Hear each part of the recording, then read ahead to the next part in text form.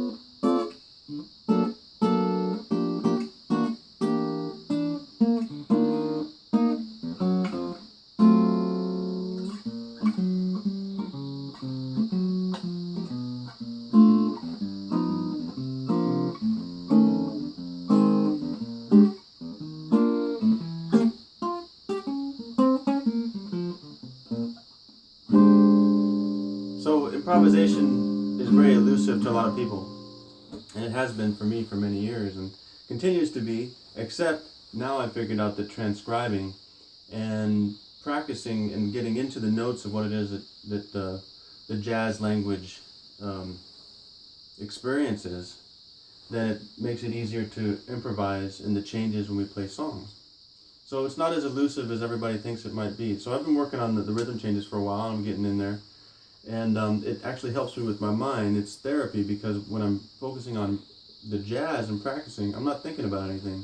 And that's something that we're trying to pass on to other people. It's a universal language, and any culture can understand it. Just like they sent that we sent, as a country, sent Dizzy Gillespie and Quincy Jones to the Middle East when they had their band back in the day, and they just brought peace with them wherever they went. And so we're figuring that jazz is going to be a way for all cultures to communicate every kind of music, whether it's DJing. There could be a multi-million rave event, tomorrow that connects millions and millions of people. But music is a great way to communicate because it transcends the various languages, of which there are very, very many.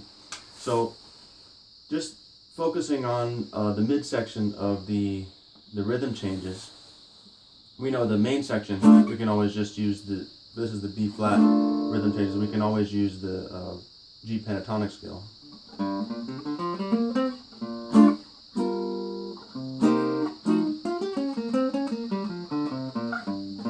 So that we know that always works. But the midsection everybody gets confused about because it kind of just breezes by and then it's back to the G pentatonic scale.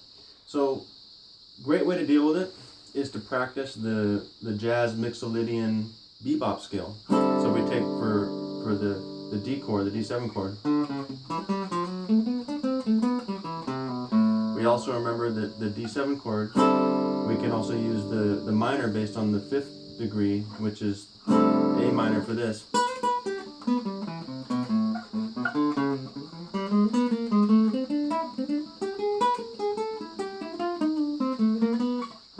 Now all those notes work for, except for the last part, works for the A minor.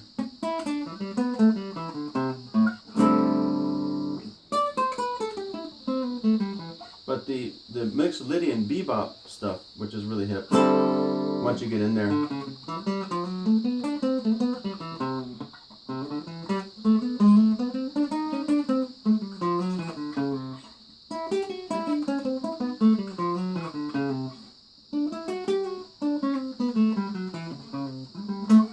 and let's see.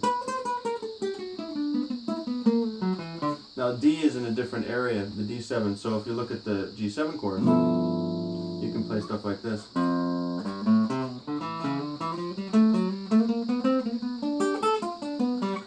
And moving up the same area in the mode.